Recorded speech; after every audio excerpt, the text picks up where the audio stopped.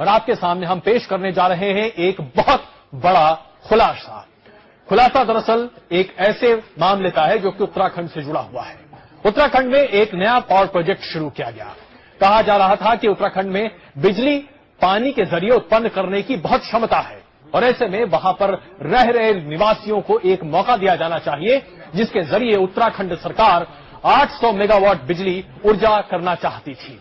और ऐसे में उत्तराखंड सरकार ने यह फैसला किया, यह तय किया कि वो राज्य के यानी कि उत्तराखंड के निवासियों को एक मौका देगी, जिसके जरिए उत्तराखंड के निवासी पहले तो ये तय करें कि किन किन जगहों पर छोटे छोटे हाइड्रो इलेक्ट्रिक पावर प्रोजेक्ट्स लगाए जा सकते हैं और उसके बाद उन जगहों पर उत्तराखंड के निवासी ही खासकर या फिर वो लोग जो कि साझा तरीके से कंपनी चला रहे हैं उत्तराखंड निवासियों के साथ, वहां अपने पावर प्रोजेक्ट्स लगा सकते हैं, जिससे राज्य में अतिरिक्त बिजली पैदा की जा सके और फिर राजस्व भी बढ़े।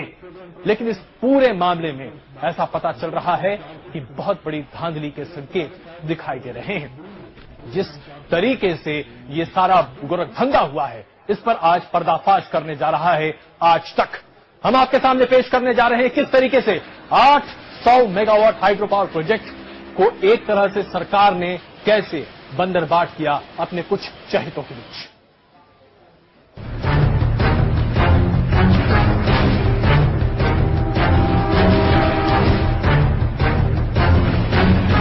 दिल्ली बिजली संकट से जूझ रही है। महाराष्ट्र के तमाम बड़े शहरों में बिजली की किल्लत मुंह पाए खड़ी है। देश की बड़ी आबादी अंधेरे में रहने को मजबूर है, लेकिन देश में बिजली की योजनाओं के साथ कैसा भयानक मजाक हो रहा है और भ्रष्टाचार की हर हद कैसे तोड़ी जा रही है, उसका पूरा सच आज तक आपके सामने रखेगा। आज हम जिस योजना के खंड खंड में पाखंड का पर्दाफाश करने जा रहे हैं, वो है उत्तराखंड के हाइड्रो पावर प्रोजेक्ट। वो योजना जो राज्य के लोगों की बेहतरी के लिए शुरू हुई, लेकिन मालामाल हो गए वो जिनका दूर दूर तक पावर प्रोजेक्ट से कोई लेना देना नहीं था। वो योजना जिसमें बिजली बनाने का ठेका देने में कानून की ऐसी तैसी कर दी गई। वो योजना जिसके ठेके जिन पतों पर दिए गए वो पते ही नहीं है, और वो योजना जिसमें कुछ लोगों को फायदा पहुंचाने के लिए अलग अलग कंपनियां बनाई गई, और वो योजना जिसमें करोड़ों टका दिए गए। घोटाले और गड़बड़ झाने के लपेटे में है उत्तराखंड सरकार, और आज तक के पास वो सबूत है जो राज्य सरकार को कटघरे में खड़ा कर देंगे। हमारी तहकीकात आपके सामने वो सच रखेगी जो ये बताएगा कि छोटे राज्य के विकास के नाम पर बनी योजनाओं में कानून की धज्जियां जमकर उड़ाई गई और करोड़ों के वारे न्यारे कर दिए गए। हम आज इस पूरे खेल के हर चेहरे पर से पर्दा उठाएंगे और आप ये देखकर हैरत में पड़ जाएंगे कि उत्तराखंड के पावर प्रोजेक्ट में कैसी बंदरबाट हुई। बस बैठे रहिए और देखते रहिए कैसे धीरे धीरे बेनकाब होता है हर चेहरा। आशीष महर्षि के साथ धीरेन्द्र पुंडीर, देहरादून, आज तक। अभी तो आपके सामने हमने सिर्फ एक बानगी पेश की है कि किस तरीके से आज तक की टीम उत्तराखंड की निशंक सरकार की धांधलियों और भ्रष्टाचार की तह तह तक पहुंच रही है। हम आपके सामने वो पूरा सच रखने जा रहे हैं जो धीरे धीरे आपके सामने अब खुलता हुआ दिखाई देगा। उत्तराखंड में 800 मेगावाट के हाइड्रो पावर प्रोजेक्ट्स के ठेके कुछ कंपनियों को दिए गए। चूंकि ये ठेके सेल्फ आइडेंटिफाइड स्कीम के तहत थे, इसलिए इनका कोई टेंडर नहीं निकाला गया। आपने बिल्कुल सही सुना, इन ठेकों का कोई टेंडर नहीं निकाला गया और उत्तराखंड सरकार ने अपनी मर्जी से इन ठेकों को बांटा। हमने ठेके लेने वाली कंपनियों का सच तलाशने की कोशिश की। जैसे जैसे हम पड़ताल करते हुए आगे बढ़ते गए, एक के बाद एक चौंकाने वाले मामले सामने आते गए। सबसे पहला चौंकाने वाला मामला जो है वो हम आपके सामने पेश कर रहे हैं। देखिए कि जिन कंपनियों को ठेके दिए गए, दरअसल उनके पते सही हैं या नहीं। बुनियादी चीज जो शायद सरकार भूल गई। 39 मारी 10 बिल्डिंग है, यहाँ पे कोई नहीं है कंपनी, बिल्कुल नहीं है। टेक्निकली सही है, टेक्निकली सही है। मेरे को एक बात है, मुझे कोई वो नहीं है फ्रेशर देने में। 39 महारानी बाग तो कोई नहीं है। 30 महारानी बाग अभी इतनी बड़ी बिल्डिंग है, मुझे क्या फर्क पड़ रहा है? मैंने सारी रूम तोड़ी ऑन कर रहा हूँ मैं। नाम बता देंगे, नीचे मुझे बताया हमने भाई यहाँ कहाँ है, कोई जगह है नहीं, हमने ये कहा नहीं है। हाँ, ये फर्जी कंपनी है, बोला आप कहिए फर्जी कंपनी, मुझे कोई फर्क नहीं पड़ रहा। बस तो ठीक, वो मैंने क्या क्या था कि अपना एड्रेस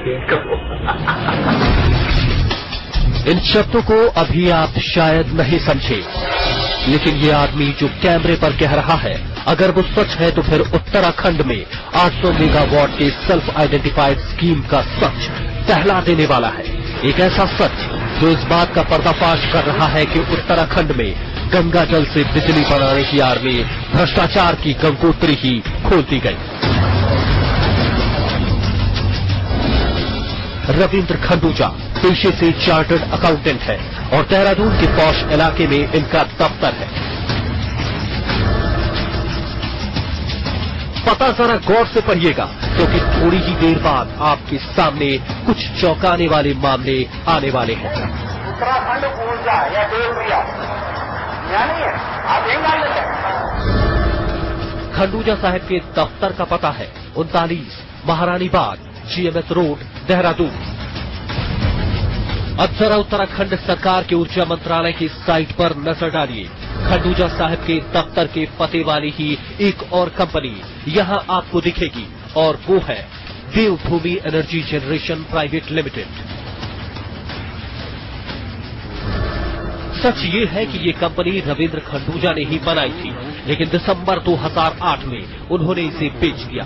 अगले साल यानी 2009 में देवभूमि एनर्जी को उत्तराखंड सरकार ने पावर प्रोजेक्ट का ठेका दे दिया। मजेदार बात यह है कि आज भी देवभूमि का पता पुराना वाला ही है, यानी 39 महारानी बाग, GMS रोड, देहरादून। सच साफ साफ कहने से जब खंडूजा हिचकिचाने लगे तो हमें खुफिया कैमरे का इस्तेमाल करना पड़ा। 39 महारानी बाग बिल्डिंग है, यहाँ पे कोई नहीं है कंपनी, बिल्कुल नहीं है। टेक्निकली भी सही है, टेक्निकली सही है। मेरे को एक बात है, मुझे कोई वो नहीं है प्रेशर देने में। 39 महारानी बाग तो कोई नहीं है, 39 महारानी बाग का भी इतनी बड़ी बिल्डिंग है, मुझे क्या फर्क पड़ रहा है, मैंने सारी ओन कर रहा हूँ मैं। नाम बता देंगे, नीचे मुझे बताया हमने भाई यहाँ कहाँ है, कोई जगह है नहीं, हमने ये कहा नहीं है। हाँ, ये फर्जी कंपनी है, बोला आप कहिए फर्जी कंपनी, मुझे कोई फर्क नहीं पड़ रहा। बस तो ठीक, वो मैंने क्या क्या था कि अपना एड्रेस उत्तराखंड की निशंक सरकार ने देवभूमि एनर्जी से ही जुड़ी एक और कंपनी डंडा मुंडी पर भी मेहरबानी दिखाई, जिसका पता भी फर्जी है। डंडा मुंडी को कुल 75 मेगावाट के 3 प्रोजेक्ट, जबकि देवभूमि को 25 मेगावाट का एक प्रोजेक्ट अलॉट किया गया। यानी जिन कंपनियों के सही दफ्तर का अता पता ही नहीं है, उनको सरकार ने पावर प्रोजेक्ट दे दिए। सवाल यही नहीं है, बल्कि अब जो आप देखेंगे वो फर्जीवाड़े की हर हद को तोड़ देगा और निशंक सरकार पर धारदार सवालों की तलवार तान देगा। आशीष महर्षि के साथ धीरेन्द्र पुंडीर, देहरादून, आज तक।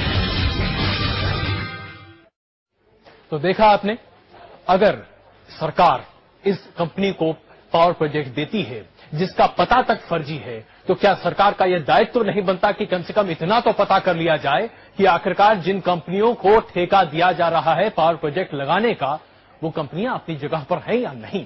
तमाम सवाल हैं जो उठ रहे हैं। इस वक्त हमारे साथ उत्तराखंड के मुख्यमंत्री निशंक जी जुड़ रहे हैं हमारे साथ, उनसे भी बातचीत करते हैं। निशंक जी, सबसे पहला सवाल आपसे, जो अभी पहली रिपोर्ट हमने दिखाई, जिन पतों पर बताया जा रहा था कि कंपनियां हैं जिनके मार्फत उन कंपनियों ने टेंडर दिया और साथ ही साथ अपने टेंडर तो नहीं दिया था लेकिन उनको ठेके दिए गए, उन कंपनियों के पते सही नहीं हैं।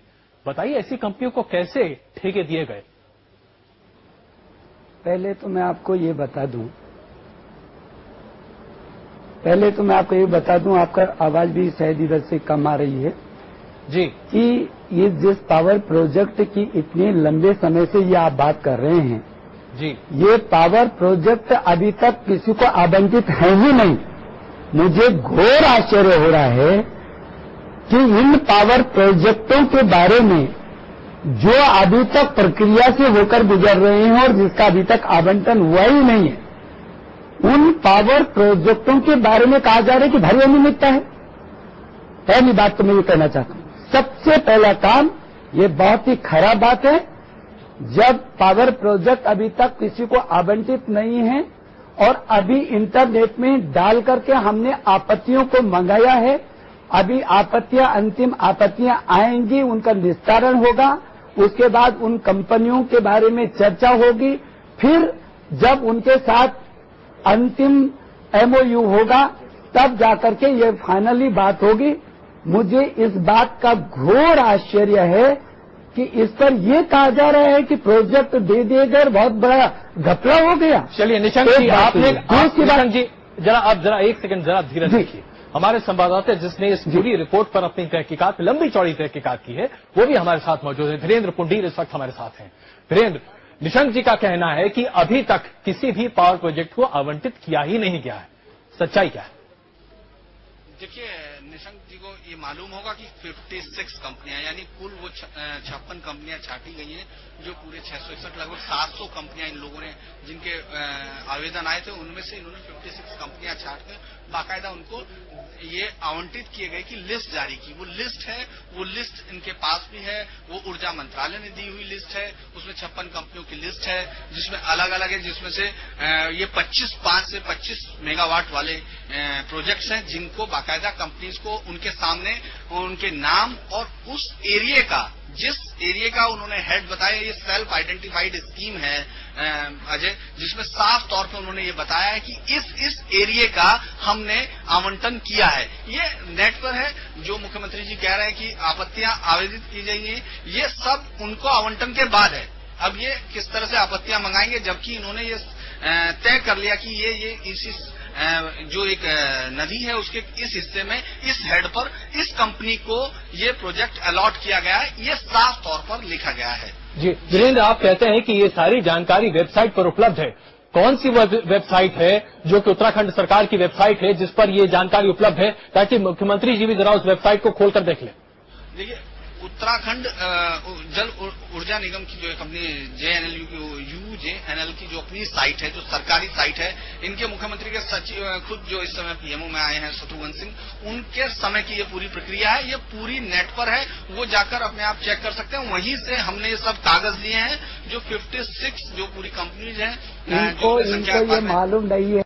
अजय जी, मैं आपको ये कहना चाहता हूँ। जी निशंक जी बताएं। हमने तो स्वयं उस साइट पर डलवाया है, जिन चिन्हित, क्योंकि सारे के सारे स्वचिन्हित ये परियोजनाएं हैं, जो हमारी नीति है, उत्तराखंड गजट ये उत्तराखंड की ये नीति है। इस नीति के तहत स्वचिन्हित परियोजनाओं को करके लोग आवेदन करेंगे। आवेदन करने के बाद उनको चिन्हित किया जाएगा। वित्तीय और तकनीकी दो दृष्टि से दो विध होंगी। वित्तीय 40 नंबर का, तकनीकी 60 नंबर का। इस नियमावली में, हमारे अधिसूचना में है।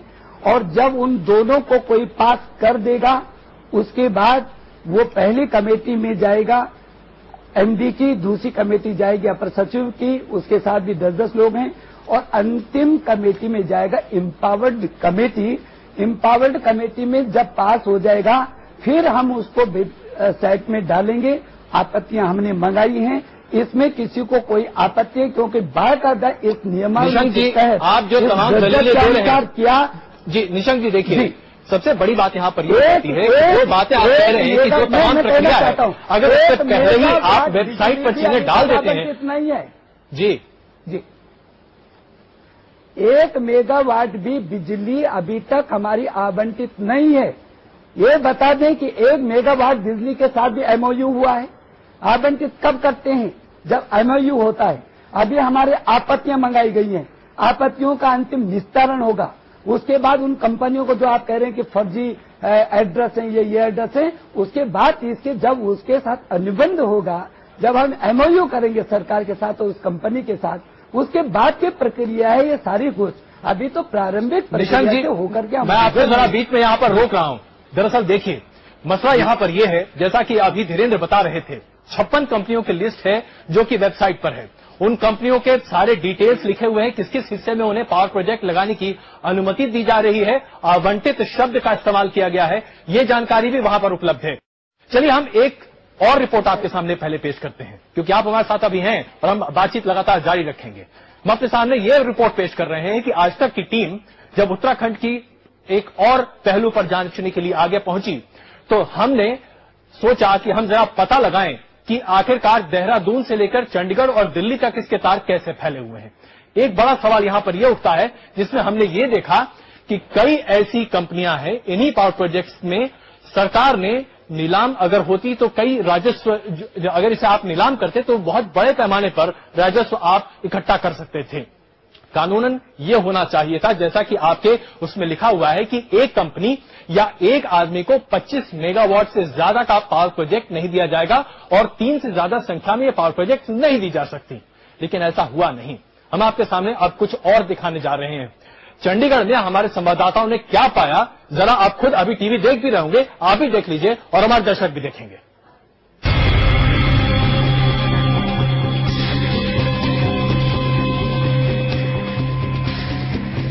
चंडीगढ़ शहर के इस मकान और पते पर गौर कीजिए।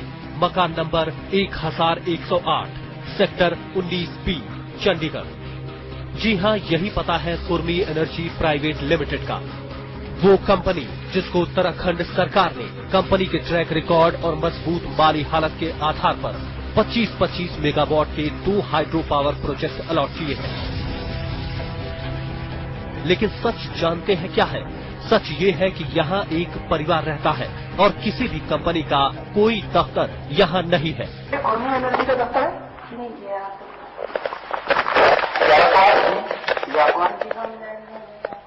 अच्छा, बहुत सालों से ये सामने कोई है? नहीं, उधर हम ही रहते हैं, हमारा घर है। अच्छा, ये पूरा आपका पूरा है? तो यहाँ कभी कुर्मी एनर्जी का कोई नहीं आया दफ्तर? नहीं, दफ्तर कोई नहीं। कुर्मी एनर्जी की बाकी कहानी का अभी इंतजार कीजिए। अब जरा चंडीगढ़ के ही इस पते पर आइए। पता है 1377, सेक्टर 34, चंडीगढ़। कागजों की बात करें तो यहाँ सिग्नेट सप्लायर्स कंपनी का दफ्तर होना चाहिए जिसे निशंक सरकार ने पावर प्रोजेक्ट का ठेका दे रखा है। लेकिन सच आपके सामने है, यहाँ अभी निर्माण कार्य ही चल रहा है। मतलब साफ है, और वो ये कि उत्तराखंड सरकार ने जिस कंपनी की काबिलियत पर भरोसा कर 3 पावर प्रोजेक्ट अलॉट किए उसका दफ्तर ही नकारत है। नियम के मुताबिक किसी भी कंपनी को ज्यादा से ज्यादा 3 पावर प्रोजेक्ट दिए जा सकते हैं और सिग्नेट को 3 मिले भी। 25 मेगावाट, 24 मेगावाट और 22 मेगावाट के 3 प्रोजेक्ट यानी कुल मिलाकर 71 मेगावाट बिजली बनाने का जिम्मा, और फर्जीवाड़ा ऐसा कि कंपनी के दफ्तर का पता ही गलत है। उत्तराखंड के पावर प्रोजेक्ट के गोरख धंधे का सच तलाशते तलाशते आज तक की टीम चंडीगढ़ के एक और पते पर पहुंची। ये पता है 140-141, सेक्टर 34A। उत्तराखंड सरकार के दस्तावेजों में यहाँ पंजाब डिस्टिलरीज का दफ्तर है जिसे 2 प्रोजेक्ट्स दिए गए हैं। लेकिन जब हमारी टीम यहाँ पहुंची तो पंजाब डिस्टिलरीज का बोर्ड कहीं दिखा ही नहीं। हाँ, यहाँ हमें चंडीगढ़ डिस्टिलरीज का दफ्तर जरूर मिल गया और इस कंपनी को भी उत्तराखंड सरकार ने 25-25 मेगावाट के 3 प्रोजेक्ट पकड़ा रखे हैं। यानी पंजाब डिस्टिलरीज और चंडीगढ़ डिस्टिलरीज का पता एक ही है और दोनों कंपनियां बिजली की बंदरबाट में शामिल हैं। अब इसका राज क्या है ये भी हम आपको बताएंगे, क्योंकि आज तक पहुंचा है उत्तराखंड के पावर गेट की तह तक। लेकिन फिलहाल हम आपको चंडीगढ़ से दिल्ली ले आते हैं एक और सच दिखाने के लिए। इस फैक्ट्री पर जरा गौर कीजिए। B226, Okhla, phase 1, Delhi. ये बायोमेट कंपनी का ऑफिशियल एड्रेस है और इस कंपनी को भी निशंक सरकार ने पावर प्रोजेक्ट दे रखे हैं। लेकिन सच सामने है, पिछले कई महीनों से यहाँ ताला लगा हुआ है। आप हैरत में जरूर होंगे कि उत्तराखंड में 800 मेगावाट की करोड़ों की योजना में ये कैसा खेल है। सवाल यहाँ भी वही है। सवाल यहाँ भी वही है कि डंडामुंडी और देवभूमि कंपनियों की तरह चंडीगढ़ में कुर्मी एनर्जी, सिग्नेट सप्लायर्स और पंजाब डिस्टिलरीज जैसी कंपनियों के दफ्तर के पते भी फर्जी निकले, जबकि दिल्ली में बायोमेट कंपनी का दफ्तर बंद पड़ा है। दिलचस्प बात यह है कि उत्तराखंड सरकार को ये सारा सच पता है, इसलिए बायोमेट के मालिक को सरकार की तरफ से चिट्ठी उस पते पर भेजी जा रही है जो उनका असली दफ्तर है। सवाल संगीन है और निशंक सरकार के लिए जवाब देना मुश्किल हो सकता है। वैसे भी अब कहानी उस मोड़ पर आ गई है जहां से इस खेल के हर खिलाड़ी का चेहरा बेनकाब होने वाला है। आशीष महर्षि के साथ धीरेन्द्र पुंडीर, चंडीगढ़, आज तक। हम आपके सामने पेश कर रहे हैं हमारी ये तहकीकात, जिसके जरिए हमें यह पता चला है कि 800 मेगावाट के जो हाइड्रो पावर प्रोजेक्ट्स की बात है, उत्तराखंड सरकार के द्वारा उसे आवंटित करने की बात है, उस पर मुख्यमंत्री निशंक जी का कहना है कि अभी एक भी मेगावाट का जो पावर प्रोजेक्ट है वो किसी को आवंटित नहीं किया गया है। हालांकि हमारे रिपोर्टर ने जो तहकीकात की उसके मुताबिक सभी आवंटन किए जा चुके हैं, एमओयू अभी साइन नहीं हुआ है, ये कहना है निशंक जी का। हमारे रिपोर्टर अभी धीरेन्द्र पुंडीर मौजूद हैं हमारे साथ और निशंक जी भी हैं। धीरेन्द्र, जो लेटर ऑफ अलॉटमेंट है आपके पास, शायद उसकी कॉपी है, क्या आप पढ़कर उसमें से चुनिंदा पोर्शंस बताएंगे ताकि निशंक जी उसका जवाब दे सकें? देखिए, मैं उससे पहले एक बार दिखाना चाहूंगा साफ तौर पे कि ये शेड्यूल्ड बिड ओपनिंग थी, जिसमें उन्होंने तमाम कंपनियों को बुलाया था, जिसमें उन कंपनियों के अलग अलग नाम है, उत्तरांचल एनर्जी, परवीन रहेजा, इन सब ने जो ये पूरी लिस्ट है हमारे पास कि किस किस कंपनी ने इसके लिए अप्लाई किया था, ये टर्म इस्तेमाल की गई कि किस किस कंपनी ने अप्लाई किया गया। इसके बाद आप साफ तौर पर मैं आपको दिखाऊं, list of allotted hydel project. Allotted को हम क्या समझे ये निशंक जी बताएंगे, उनको ज्यादा अच्छा तरह मालूम होगा कि अलॉटेड किसको कहा जाता है। साफ तौर पर उन कंपनियों को 46 कंपनी है जिनको बाकायदा ये बताया गया, एसएलएफ पावर है तो उसको नीति गमशौली में दिया गया, बाकायदा उसका किस गंगा में कितना मेगावाट का उसको कैपेसिटी का दिया गया है। साफ तौर पर अलॉटेड वर्ड इस्तेमाल किया गया है, लोकल पीपल्स के लिए अलग उन लोगों ने रखा है। और अब मैं आपको ये जो शत्रुघ्न सिंह जो principal secretary government of Uttarakhand के थे, उनका एक लेटर है जो बाकायदा देहरादून 4 फरवरी 2010 को लिखा गया है, जिसमें साफ तौर पर लिखा गया है, सब्जेक्ट उसका है development implementation and operations of the Sundardunga 4th small hydro power project 25 megawatt in the tributary of the Sundardunga of river Pindar in district Chamoli on build operate transfer basis applied under self identified renewable energy project. Letter of award, लोगों ने किया letter of award है ये, जिसमें उनसे I am convey जरा सुन तो लीजिए, कृपा करके सुन लीजिए। मुख्यमंत्री, मैं सिर्फ ये कहना चाहता हूँ, I am to convey the acceptance of your application with the threshold premium of 125 lakhs, यानी उनसे 1.25 करोड़ रुपए जो इसके लिए 5 लाख रुपए पर चूंकि प्रीमियम रखा था पर मेगावाट, उनसे वो भी ले लिया गया। ये letter of award Shatrughan Singh principal secretary जो गवर्नमेंट ऑफ उत्तराखंड में थे, अभी सेंटर में है, उनका ये अवार्ड लेटर है जो बाकायदा बायोमेड को भेजा गया था, बायोमेड इंडस्ट्री। इसके बारे में भी हम आपको अभी बताएंगे कि इस लेटर में भी क्या राज है। जी निशंक जी, अब बताएं। पहले तो मुझे इस बात की आपत्ति है कि जो बार बार कहा जा रहा है कि पावर प्रोजेक्टों को दे दिया गया है, वो मुझे सख्त आपत्ति है। मैं दोबारा कह रहा हूं, ये पता चलना चाहिए रिपोर्टर को भी कि इसकी प्रक्रिया क्या है। इस प्रक्रिया के तहत जैसे कि उन्होंने कहा भी कि जो हमने आवेदन पत्र मंगवाए थे और स्वचिन्हित थी, वो आवेदन पत्र में 3 नीति है, 100 किलोवाट तक का स्थानीय लोगों को, 5 मेगावाट तक का स्थानीय लोगों को प्राथमिकता और 25 मेगावाट तक की तकनीकी दृष्टि से विड खोल करके, जिसमें वित्तीय विड है 60 नंबर 40 नंबर की और तकनीकी विड है 60 नंबर की। जब ये विड खुल जाएंगी, वो छंटनी हो जाएगी, ये एप्लीकेशन छंटनी होकर के उन लोगों को कहा जाएगा कि ये आपकी छंटनी में आई हैं या आपके मानक पूरे हुए हैं। उन कमेटी से होकर के तब उनको बुलाया जाएगा और फिर उसके बाद यदि कोई आपत्ति, जैसे हमने इंटरनेट पर डाला है कि 20 मार्च तक आपत्तियां मंगाई हुई थी, 20 मार्च तक जितनी आपत्तियां आ गई होंगी, फिर हमारा पूरा स्टाफ जो एम्पावर्ड कमेटी जिसके अध्यक्ष मुख्य सचिव, अपर मुख्य सचिव, उपाध्यक्ष और आप जो तमाम प्रक्रिया बता रहे हैं अभी हमारे बेड जो होता है, जरा सुनिए तो सही, जरा 2 सेकंड। आप ये बताइए, आपके सेक्रेटरी की लिखी चिट्ठी है फरवरी की, जो अभी हमारे संवाददाता ने पढ़कर सुनाई है। उसमें साफ तौर पर लिखा गया है कि आपको यह पावर प्रोजेक्ट आवंटित, it is allotted to you. आपने उसके बदौलत पैसे भी लिए और आप कह रहे हैं कि आपकी सारी प्रक्रिया अभी पूरी नहीं हुई है।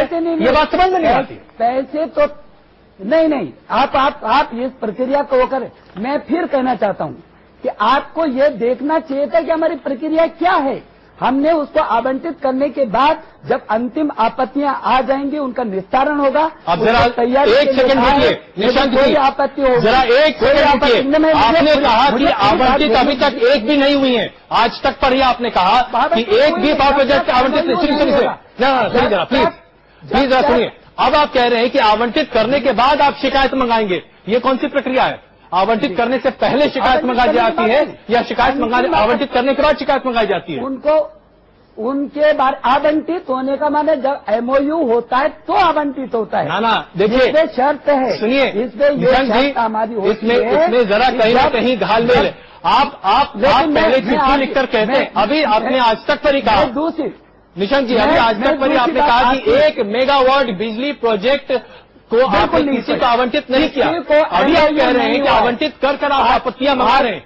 आपके बातों में मतभेद है। आज तक नहीं वो सूची जारी, आप वो सूची, मैं फिर कह रहा हूं आपको, आप शायद मेरी बात समझना नहीं चाह रहे हैं या मेरी बात, जब एमओयू होता है तो अंतिम आवंटन होता है एमओयू के साथ, और तब जाकर के उसकी सारी शर्तों को जो चेकिंग होती है वो एमओयू के साथ, जब सरकार और कंपनी का एमओयू होता है वो आवंटन होता है।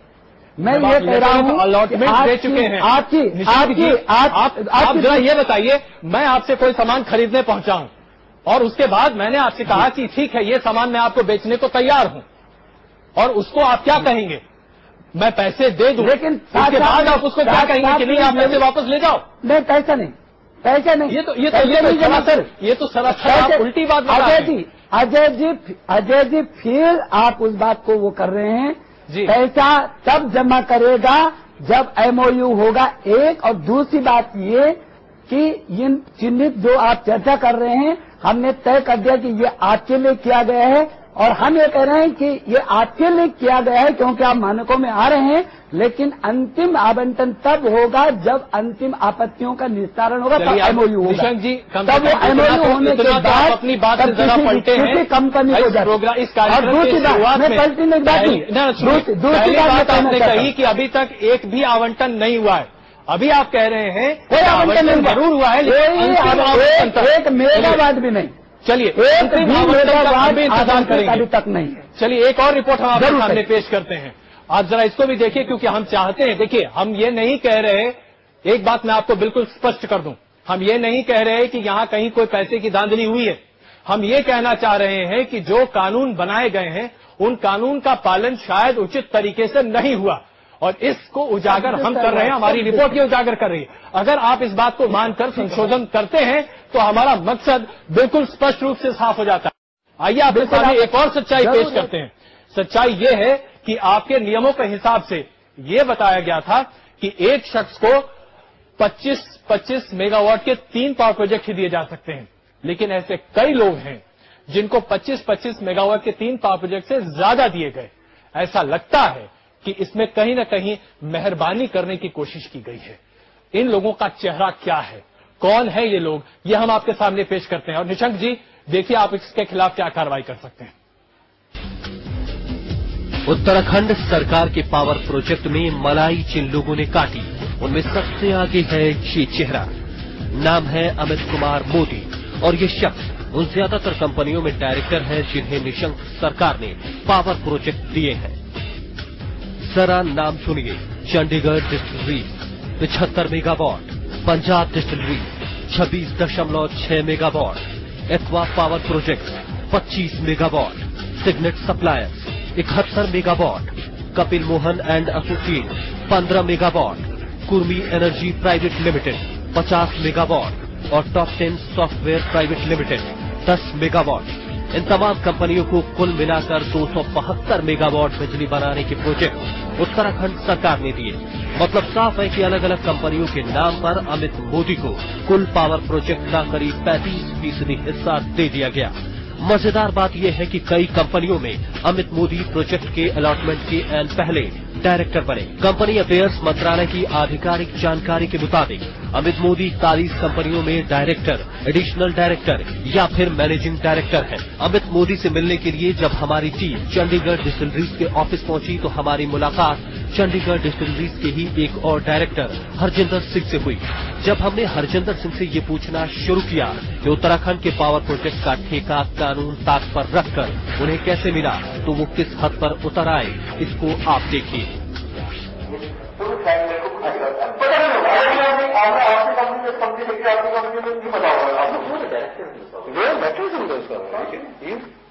कितनी कंपनियों में लोगों को पता होगा, एक दो कंपनी में ट्रैक्टर हो, कितने कंपनी यहाँ पे ऑफिस वो मेरे को बताओ। हरजिंदर सिंह की खिक्की बच गई थी और सच खुलने का डर उनके चेहरे पर साफ दिख रहा था। बात सिर्फ अमित मोदी या हरजिंदर सिंह की नहीं है। निशंक सरकार के पावर प्रोजेक्ट के खेल में शामिल चेहरों को तलाशते तलाशते हम चंडीगढ़ से दिल्ली पहुंचे। जिन लोगों को बिजली बनाने के ठेके अमित मोदी की तरह ही मिले हैं, उनमें से एक है अनिला महाजन और उनके पति ललित महाजन। नियम के मुताबिक एक व्यक्ति या फिर कंपनी को 3 प्रोजेक्ट दिए जा सकते हैं और अनिला महाजन को दिए भी गए। 25-25 मेगावाट के 3 यानी कुल 75 मेगावाट बिजली बनाने का ठेका अनिला महाजन को मिला। लेकिन लगे हाथ अनिला महाजन के पति यानी ललित महाजन को भी 25-25 मेगावाट के 3 प्रोजेक्ट दे दिए गए। आज तक की टीम की छानबीन जारी रही और हमने पाया कि साई इंजीनियरिंग और बायोमेड नाम की कंपनियों के जरिए भी अनिला और ललित महाजन पावर प्रोजेक्ट लिए। अगर आंकड़ों में जाए तो अनिला महाजन और ललित महाजन ने कुल 225 मेगावाट का ठेका हथिया लिया। ऐसे धांधली का सच टटोलते टटोलते आज तक की टीम पहुंची रतन सिंह गंसौला के। रतन सिंह बीजेपी के नेता हैं और टिहरी नगर पालिका के चेयरमैन भी। उत्तर प्रदेश जल निगम से अपनी नौकरी छोड़कर 9 मेगावाट का हाइड्रो पावर प्लांट चलाने वाले गंसौला ने बताया कि उत्तराखंड के पावर प्रोजेक्ट का खेल क्या है। मिला है प्रसाद जो है, प्रसाद जो है और कुछ मुख्यमंत्री के खास रिलेटिव है। रिलेटिव भी हैं? कौन कौन जिस रिलेटिव हारू तो भटा मुख्यमंत्री का और भट का पता करो। ठीक है, हम बात करते हैं। आपने सही लाइन दी है, नहीं ये बोला ये है, हमें भी उस बात में ऑफर दी थी। अच्छा भट है, हाँ तो लाभ हम कर देंगे। यही मेरे पुराना वाला इसको नहीं लगा, मेरे पुराने 3-6 में वार्ड पड़ा भाई उस बात का बिजली पावर में थे। आपको ऑफर दी थी उसने? हाँ जी, लाभ में करता हूँ। कितने पैसे मांग रहे? पैसे 5 लाख रुपए में मांग रहा मेरे से। 5 लाख रुपए मांग रहा, लेकिन मैंने कहा मैं पार्टी आदमी नहीं। हाँ वो तो पार्टी में मैंने कहा 1 करोड़ में पार्टी दे चुका था मैं मारिए हमें देता रहा मुझे नहीं बात बताइए तो मैं तो नहीं करूँगा।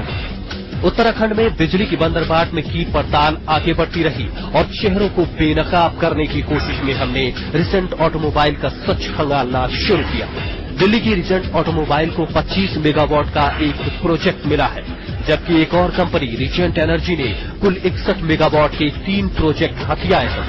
दोनों कंपनियों में राघव चंद्रा और जयप्रकाश सिंह नाम के 2 लोग डायरेक्टर हैं। यानी यहाँ भी नियमों को ताक पर रखते हुए निशंक सरकार ने 4 प्रोजेक्ट के जरिए कुल 86 मेगावाट की मेहरबानी इन 2 लोगों पर की। बिना लाग लपेट के कहें तो अलग अलग कंपनियों के नाम का जामा पहनाकर एक आदमी या कंपनी को ज्यादा से ज्यादा 3 प्रोजेक्ट देने के नियम की धज्जियां जमकर उड़ाई गई है। अमित कुमार मोदी 272 मेगावाट, अनिला और ललित महाजन 225 मेगावाट, राघव चंद्रा और जयप्रकाश सिंह 86 मेगावाट। आज तक की पूरी पड़ताल और दस्तावेज ये साफ साफ कहते हैं कि कुछ गिने चुने लोगों की अलग अलग नाम की कंपनियों को 800 मेगावाट के पावर प्रोजेक्ट आंख बंद कर बांट दिए गए। करोड़ों की बंदरबाट में उत्तराखंड की जनता और राज्य का कितना भला होगा, आप इसका अंदाजा लगा सकते हैं। आशीष महर्षि के साथ धीरेन्द्र पुंडीर, देहरादून, आज तक। निशंक जी हमारे साथ मौजूद हैं। वो लगातार बार बार ये कह रहे हैं कि जब तक एमओयू साइन नहीं होता तब तक इन्हें आवंटित नहीं कहा जा सकता। हालांकि इसी कार्यक्रम में उन्होंने कहा सबसे पहले कि 1 भी मेगावाट का आवंटन नहीं किया गया है। बाद में उन्होंने कहा आवंटन जरूर किया गया है, लेकिन अभी सजेशंस मांगे जा रहे हैं लोगों से कि जरूर किया गया। जी मैंने नहीं कहा है। आपने कहा कि आवंटन नहीं किया गया। मैं तो कह रहा हूँ एमओयू हुआ ही नहीं है। जी, आप ही के बात तो आपने इसी कार्यक्रम में कुछ देर पहले कहा कि आवंटन कुछ हुए हैं, लेकिन अभी सुझाव मांगे गए हैं, लोगों की आपत्तियां मांगी गई। मैं लगातार कह रहा हूँ जी 1 मेगावाट बिजली का भी आवंटन नहीं हुआ है। दूसरी बात मैं जिस बात को कहना चाहता हूँ जी कि जो यह हमारी नीति है जी, स्वचिन्हित भी व्यक्ति करेगा। स्वचिन्हित होने के बाद जब मानकों के आधार पर वो चिन्हित होगा तो प्रति मेगावाट बिजली के हिसाब से वो 5 लाख रुपए जमा भी करेगा और उसके बाद वो स्वयं ही उस प्रोजेक्ट को बनाएगा भी। और जब प्रोजेक्ट बन जाएगा तो पहला अधिकार उसमें राज्य सरकार का होगा। तो राज्य सरकार के सारे हित इसमें पूरी तरीके से संरक्षित है।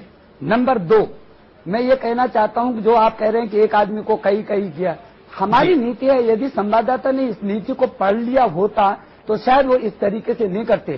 एक व्यक्ति को 3 से अधिक परियोजनाएं नहीं मिल सकती, और जो आपने कहा कि केवल 25 मेगावाट नहीं, 25 मेगावाट की 3 परियोजनाएं मिल सकती हैं, और एक कंपनी को भी 25 मेगावाट की, यदि उन सारे अहर्ताओं पर वो आता है तो 25 मेगावाट की 3 परियोजना। बिल्कुल निशंक जी, यही तो हम कह रहे हैं, हमारे संवाददाता ने बिल्कुल सही कहा है। नहीं, आपका संवाददाता ये कह रहे हैं, आपका मैंने सुन लिया, जरा हमारे लिए सुनिए तो सही। आप जो कह रहे हैं कि हमारे संवाददाता ने बिना जानकारी की बात कही, मैं आपको बताऊं, हमारे इस रिपोर्ट में बार बार कहा जा रहा है कि एक व्यक्ति को 25 मेगावाट के 3 पावर प्रोजेक्ट्स आप आवंटित कर सकते हैं। एक कंपनी को 25 मेगावाट के 3 पावर प्रोजेक्ट तक आप आवंटित कर सकते हैं, लेकिन अमित कुमार मोदी नाम का जो शख्स है उसके नाम पर 42 जगह पर वो डायरेक्टर है, और 200 से ज्यादा मेगावाट के बारे में उसके नाम 270 मेगावाट का नाम उसके ऊपर आवंटित किया गया है विभिन्न कंपनियों में, जहां वो खुद है। पति और पत्नी मिलकर 75 मेगावाट बिजली एक साथ लेकर हैं, और 250 मेगावाट उन्हें दिया जाने की बात कही जा रही है। ये सारे तथ्य हमने अभी अपने रिपोर्ट में रखे हैं, बताइए। मैं वही कहना चाहता हूं, आपने मेरी बात सुनी, आपने देखा कि हमारी नीति में एक व्यक्ति को 3 से अधिक नहीं, और एक कंपनी को 3 से अधिक परियोजना नहीं मिलेंगी। अब मैं ये कह रहा हूं कि एक व्यक्ति को 3 से अधिक परियोजनाएं हैं, तो मुझे बताइए। नंबर 1 अभी बताया आपको, एक कंपनी को आप कह रहे हैं कि 10 कंपनी, 10 या 1000 कंपनियों में वो डायरेक्टर हो, कंपनी को मिला ना, व्यक्ति को नहीं मिला। एक कंपनी को 3 से ज्यादा नहीं मिली, मानो एक कंपनी है और उसने आवेदन किया है, उसमें ए है, बी है, सी है, उससे कोई हमारी ये नीति। अच्छा चलिए, हमारी आधार दीजिए कि अमित कुमार मोदी हमारी ललिता महाजन कौन है? हमारे दोनों शख्स जो है 200 मेगावाट के आवंटन की बात कही जा रही है। हमें उनसे क्या लेना देना, कौन व्यक्ति क्या है? हमें तो जो आवेदन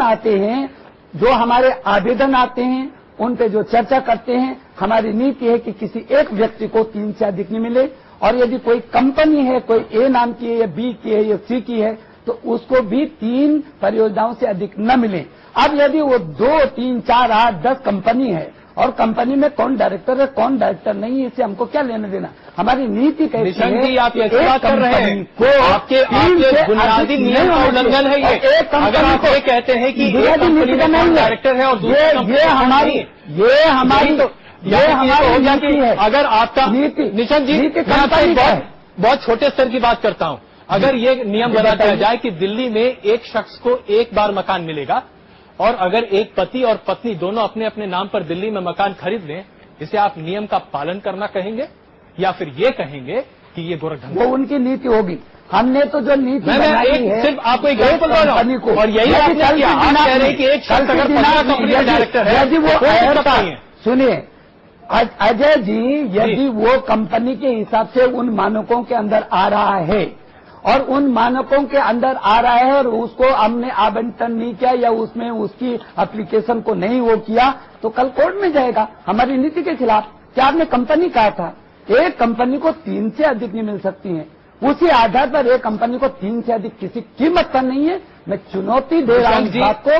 निशंक जी, हमने अपनी रिपोर्ट के जरिए आपके सामने, सुनिए निशंक जी, हमने अपनी रिपोर्ट के जरिए आपके सामने वो तमाम सच रखने की कोशिश की, मेरे सामने हमें लगता है। आपने तो रिपोर्ट किया, हम लोगों ने तो तैयार करके तिबारा देखा मैंने इनको, कि क्या किसी कंपनी को 3 से अधिक तो नहीं मिला, या किसी एक व्यक्ति को 3 से अधिक तो नहीं मिला।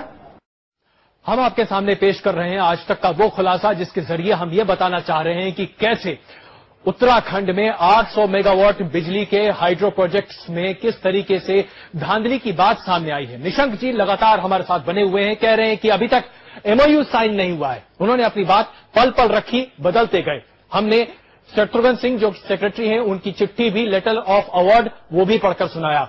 ये भी बताया कि वेबसाइट पर 46 कंपनियों को अलॉटेड लिखा गया है हाइड्रो पावर प्रोजेक्ट्स, वो भी बताया। लेकिन निशंक जी कहते हैं कि जब तक एमओयू साइन न हो तब तक मेगावाट एक बिजली की भी नहीं दी गई है। और ये उनकी बात लगातार हुई। निशंक जी, हमने आपके सामने 3 नाम सामने रखे और ये तीनों नाम 200 से ज्यादा मेगावाट बिजली पानी के हकदार बताए जा रहे हैं। ये तीनों नाम अभी आप अपने स्क्रीन पर भी देख सकते हैं। जैसे कि आपकी छवि है, हम आपसे अब ये बस इतना जानना चाहते हैं। सुन लीजिए, हमारा सवाल तो सुन लीजिए। जैसे कि आपकी छवि है, हम आपसे सिर्फ इतनी उम्मीद करते हैं कि इस पूरी प्रक्रिया में पारदर्शिता हो और अगर आपको कहीं धांधली मिले, जो कि हमारा कहना है कि है, जिस पर हम आज तक खड़े हैं, हम बता रहे हैं आपको, तो उस पर आप जो कार्रवाई करें वो हम आपसे उम्मीद करते हैं। जी, मैं फिर पूरे भरोसे के साथ अजय जी आपको कहना चाहता हूं, मैं पूरे भरोसे के साथ कहना चाहता हूं कि ये पावर का आवंटन जो भी होगा वो एक एक तिल तिल एक एक शब्द शब्द पूरी नीति के तहत होगा। और उससे हट करके यदि कहीं भी मिलेगा तो मैं आपको आश्वस्त करना चाहता हूं कि इन नीति के हट करके यदि अंश मात्र भी कहीं मिलेगा तो उसको तो जमीन के नीचे भी मैं छोड़ने वाला नहीं हूं। लेकिन मैं फिर आश्वस्त कर रहा हूं आपको, मैं ये भी कहना चाहता हूं, हमारी ही सरकार ने पहली बार 2000 में ये नीति बनाई है और इससे पहले 2003 में ये आपको सूची दूंगा। 1500 मेगावाट बिजली, 400 मेगावाट जिसमें विष्णु प्रयाग परियोजना है, चाहे श्रीनगर है, 300, 400 एक एक व्यक्ति को न तो किसी नीति के तहत था, न किसी टेंडर के तहत था, न प्रीमियम जो 5 लाख रुपया पर मेगावाट बिजली ली। चलिए निशंक जी, हम आपके भरोसे पर हैं। तो वो था हम और न पहला अधिकार उन पर है जी। इसलिए मैं आपसे आज तक की तरफ भरोसा दिलाता हूं निशंक जी कि आपने जो भरोसा अभी जनता को दिया है उस भरोसे पर आप खड़े उतरे, क्योंकि हम अपनी रिपोर्ट पर खड़े हैं, ये हम जानते हैं। धन्यवाद हमसे बात करने के लिए। मैं भी अपने भरोसे पर खड़ा। तो आज हमने आपके सामने पेश किया ये खुलासा, जिसमें अब निशंक जी ये कह रहे हैं कि अगर कहीं कोई गलती पाई गई तो उसके खिलाफ सख्त से सख्त कार्रवाई करेंगे। वो एमओयू के पीछे छिपना चाहते हैं, लेकिन हमने आपके सामने रखा है वो सच जो आज तक, अभी तक सही है। धन्यवाद।